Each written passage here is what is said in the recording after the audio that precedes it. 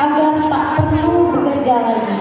Namun pada suatu hari, karena marah dan terdesak, ia menaburkan padi di jalan agar tidak licin lagi. Ia menjadi sombong dan malas, hingga akhirnya lupa menyiapkan makanan untuk anak-anak. Saat hendak menumbuk padi, ia terkejut karena semua padi di lumbung telah habis dan sawah berubah menjadi rerumputan. Ia pun menyesal dan sadar bahwa ia telah menyia-nyiakan rezeki. Dalam mimpinya, seorang kakek memberitahunya bahwa akibat tindakannya, ia tidak akan mendapatkan keberkahan lagi dari padi, karena telah menyia-nyiakan padi. Cerita ini menyampaikan pelajaran penting tentang kerja keras, rasa syukur, tidak menyia-nyiakan rezeki, rendah hati, dan konsekuensi dari tindakan. Inilah penampilan dari SDN 112 Perumnas dengan tema Putri Tangguh. Selamat menyaksikan.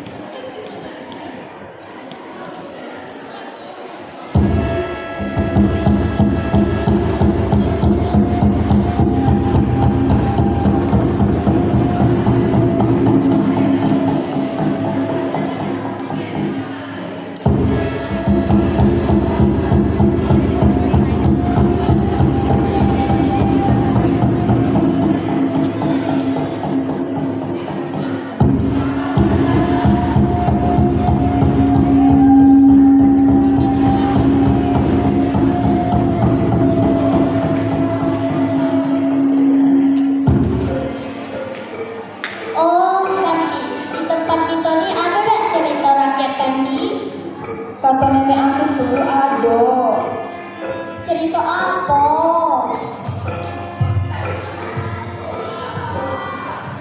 Kayak dengar ya. Jadi di tempat kita nih katanya ada cerita Putri Tangguh dari negeri Kerinci. Nah, Putri Tangguh tuh punya suami dan 7 orang anak. Putri Tangguh tuh punya sawah yang luas nih ya. Nah, hasil panennya tuh juga banyak nih. Suatu hari Putri Tangguh tuh dianya ke sawah manen padinya. Terus waktu di jalan tuh waktu nak balik, jalannya tuh licin. Nah, itu dia tuh terpeleset, terus ngomong yang tidak-tidak. Nah, karena dia tuh tadi marah, karena dia sombong, merasa padinya banyak dia tabur-tabur lah padinya di jalan biar jalannya tidak licin lagi. Terus karena dia sudah angkuh, sombong, pas balik kan, pas malamnya, pas dia tidur, dimimpilah sama kakek-kakek. Kata kakek-kakek tuh, celakalah kau Putri Tangguh karena sudah menyia-nyiakan padi kau. Terus di kemudian hari, dia tidak kerja lagi, dia tidak nanam padi lagi. Terus padinya tuh habis itu anak-anaknya kelaparan. Oh, berarti Putri Tangguh tuh punya banyak padi ya? Iya, banyaknya. Berarti kita tidak boleh angkuh dan saling bersyukur. Betul itu.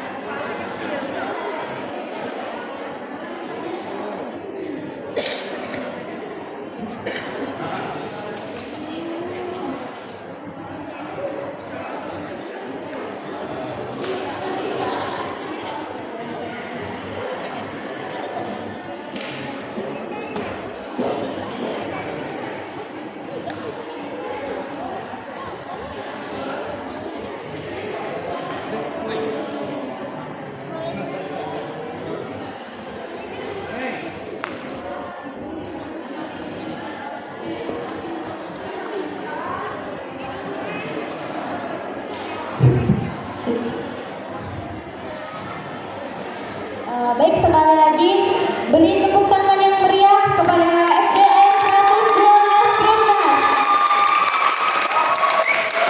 Untuk kakak-kakak pendamping segera naik ke panggung untuk membersamai adik-adiknya.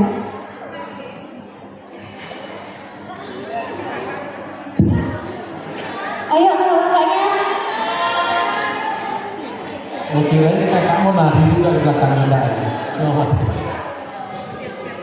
Baik, kepada Bapak dan Ibu dosen, saya persilakan untuk memberikan apresiasi. Oke, baik, terima kasih MC. Hadir semua, 15.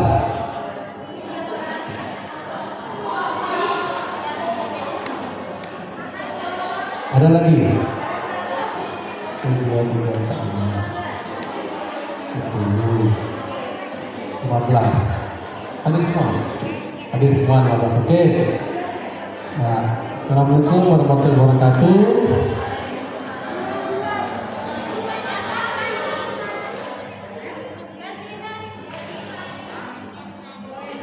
Ganti nari. Satu lagi. Satu yang dua mana? Coba ke tangannya nari. Oh itu. Memang konsepnya begitu atau mengganti peran?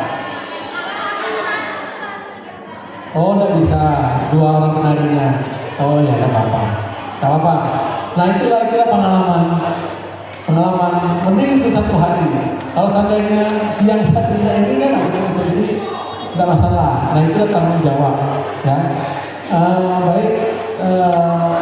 Beri tepuk tangan dulu untuk dari SD Perumnas. Oke. Bagus. Kalau Bapak tadi melihat dari komposisi musiknya, bagus, dinamikanya, alur garapannya nampak, dan peran masing-masing instrumennya nampak. Pemain recordernya sangat bagus. Siapa main recorder? Coba angkat tangan. 2. Ya, bulat, ininya bulat. Ya. Ini adik-adiknya latihannya pas sama kakak aja atau di luar kakaknya datang juga latihan mandiri? Gimana? Ada latihan di rumah? Ada? Ya bagus. Itu bagus ya. Memang proses latihan kesenian seperti itu hendaknya. Diberi materi, nanti ada tugas, ini sama sebetulnya. Belajar seni itu sama seperti belajar mata pelajaran lain. Dikasih materi di kelas, nanti dilatih atau dikerjakan di rumah. Jadi sama, model metodenya sama. Komposisinya bagus, penarinya pun juga bagus, memberi alur, walaupun ada tadi beberapa topinya ya, itu mungkin sedikit mengganggu karena ada yang tidak diikat di leher. Nah, tidak masalah. Seniman besar itu atau pencipta seni yang besar itu, dia tidak mungkin membuat karya itu hanya sekali, tidak mungkin, pasti dia berulang kali.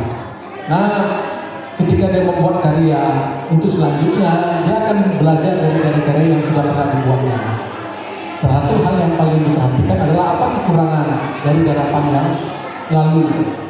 Nah, mungkin ini bisa jadi pelajaran. Seperti tadi penarinya ada halangan 1 hari belum pertunjukan. Juga nanti itu topinya mengganggu karena karetnya nggak lupa atau bagaimana atau putus. Nah, itu hal-hal seperti itu tidak masalah, tapi jangan berulang. Itu menjadi bahan evaluasi saja. Pada kakak-kakaknya juga bagus, sudah memberi pengalaman yang baik untuk sekolah. Kami pun juga tidak lupa mengucapkan terima kasih kepada Bapak Ibu guru, kepala sekolah, dan orang tua yang sudah bersedia memberi waktunya, memberi tenaganya untuk persiapan dan kegiatan kita pada ujian akhir semester prodi PGSD ini. Besar harapan pada adik-adik bisa terus, mudah-mudahan setelah ini terbentuk sanggar seni ya di sekolah, itu nanti bisa disampaikan ke kepala-sekolah, ke guru bagaimana buat jadwal-jadwal rutin, entah itu sekali seminggu, sekali 2 minggu, sekali sebulan ada latihan bersama.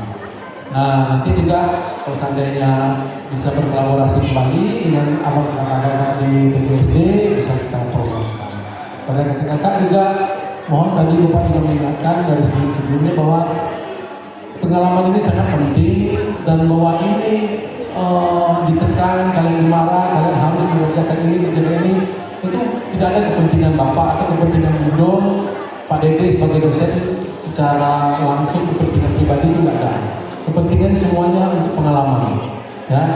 Apalagi setelah ini pasti kalian punya program, entah itu PPG atau S2 atau bekerja. Nah ini kan bekal. Bekal ini yang paling penting, ya. Seperti Bapak cerita sama Budo tadi, ketika kalian S2 misalnya atau PPG itu sudah pengembangan. Yang pokoknya pengalaman belajar itu di S1, ya. Kuat kalian belajar pengalaman pembelajaran di S1, insya Allah kalian mau nyambung S2, S3 itu cuma pengembangan keilmuan, nalar analisisnya lebih dalamnya lagi. Tapi di S2, S3 itu nggak ada latihan ajar-ajar seperti ini, nggak ada. Boleh lah kalian tanya ke mahasiswa doktoral misalnya, ada nggak kira-kira melatih anak SD? Nggak ada. Bukan berarti tidak bisa, tapi itu dianggap sudah mapan, sudah selesai, sudah siap. Nah sebenarnya tinggal bagaimana menggali keilmuan-keilmuan yang di dalam melalui program jenjang pendidikan berikutnya. Nah makanya di S1 inilah fondasi yang paling kokoh. Yang di atas itu tinggal bagaimana membaguskan bangunan itu aja lagi. Kayak gedung ini yang penting fondasinya. Kalau asisten di dalam ini yaitu kreativitasnya lagi. Yang penting nggak bawahnya kokoh. Sehingga ketika ada orang ngapain di sini ini nggak runtuh. Nah gitu ya ibaratnya. Sekali lagi selamat. Dan terus memahami aktivitas-aktivitas kita dalam proses belajar dan sehingga ke depan lebih baik. Oke, terima kasih sekali lagi Pak Firi. Assalamualaikum warahmatullahi wabarakatuh.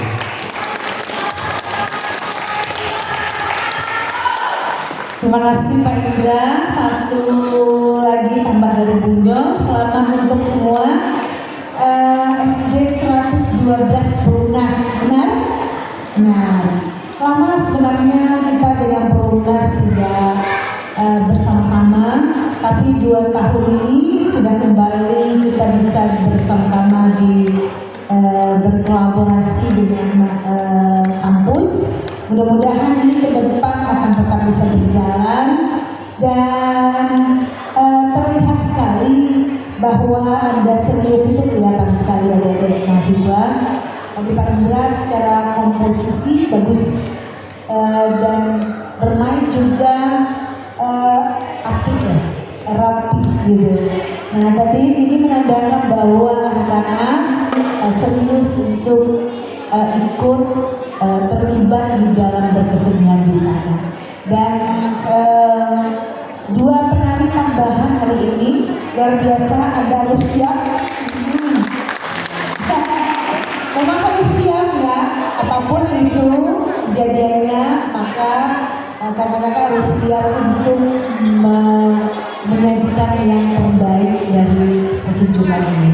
Terima kasih adik-adik sudah bergabung. Mudah-mudahan kita bisa bertemu kembali dalam event yang berbeda dan sukses selalu 112. Pak. Itu nyambung yang tadi kesiapan di mana kita harus siap dalam situasi apapun. Jadi Bapak ada sedikit cerita. Waktu itu Pak ini belajar bersih, tiba-tiba aktorku kecelakaan, jatuh dari pentas dan tangan itu robek habis dan harus dioperasi dan tidak bisa menang. Besok malam itu pentas, mau tidak tahu aku harus langsung gantikan. Bapak langsung gantikan. Nah, memang betul kata Pak Indra tadi. Itu pengalaman itu pernah terjadi di Bapak. Artinya apa? Sebagai penggarap kita tidak bisa lepas tangan. Nah, tanggung jawabnya itu harus punya inisiatif. Oh, situasi seperti ini harus gini. Oh, situasi gini harus gini. Dia harus adaptif. Gitu. Nah, itu pengalaman praktik. Apalagi nanti ketika kita terjun ke lapangan itu, teman-teman akan shock kultur, shock ruang, bahwa keidealan yang ada di kampus itu tidak akan ada di masyarakat. Kampus itu adalah ruang paling ideal, ruang paling ideologis di kampus. Ketika terjun nanti, ya kita tidak tahu takdir ya, mana tahu kalian ditempatkan di 3T, terdepan, terluar, tertinggal. Dibutuhkan ini mental adaptif yang benar-benar kuat. Dan disinilah kita nampak. Apalagi guru. Tidak ada negara yang maju tanpa ada guru yang berkualitas. Itu pasti. Semangat guru, karena ibu bapak saya juga guru. Jadi itu ya. Terus untuk anak-anaknya, ya sudah luar biasa gitu. Dan bayangkan kakak-kakaknya yang kampus, yang mahasiswa tidak nampak sebagai mahasiswa, setara dengan anak-anak. Artinya kualitas anak-anak SD tidak bisa mengimbangi kakak-kakaknya. Luar biasa. Dan tentu saja kebijaksanaan kakak-kakaknya yang tidak menonjolkan diri itu juga bagus. Akhirnya kita menahan karena ini adalah seni kolektif. Iya. Mana sih gua lagi? Oh itu. Tapi oke, terima kasih ya. Terus SD Peru ya kebetulan kakak saya juga ngajar di situ dan mudah-mudahan selanjutnya kita terus tetap kolaborasi ya dulu. Oke? Dan memang anak-anaknya cantik-cantik dan ganteng-ganteng juga.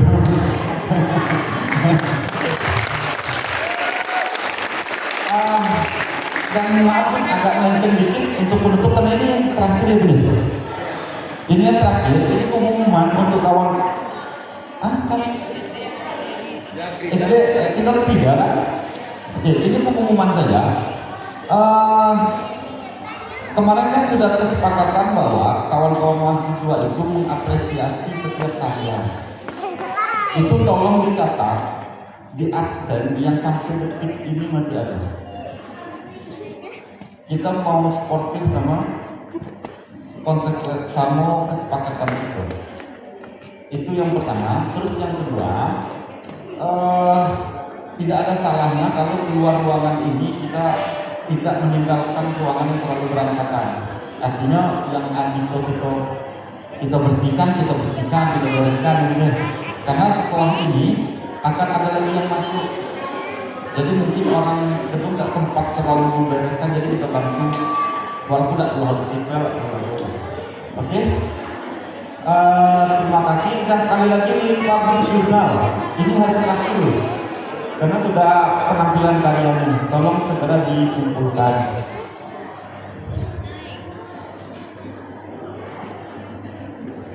Ya, terakhir barangkali ini tadi Pak Dede sudah menyampaikan kewajiban-kewajiban karena ini yang terakhir. Nanti Bunda buka di LMS apa saja yang harus diinput, maka yang menginput adalah individu.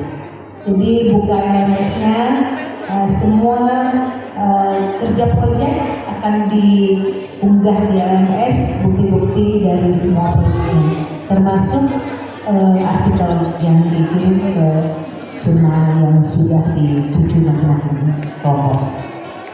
Ini Pak Indra, ini terakhir. Ya. Setelah ini sesuai dengan apa yang disampaikan Pak Dede tadi bahwa mengapresiasi tentu sampai akhir. Dan setelah ini buktinya kita akan berkumpul bersama, kita akan briefing terkait dengan gelar karya pada hari ini. Mungkin itu aja ya. Oke, terima kasih. Baik, Bu. 119 menutup.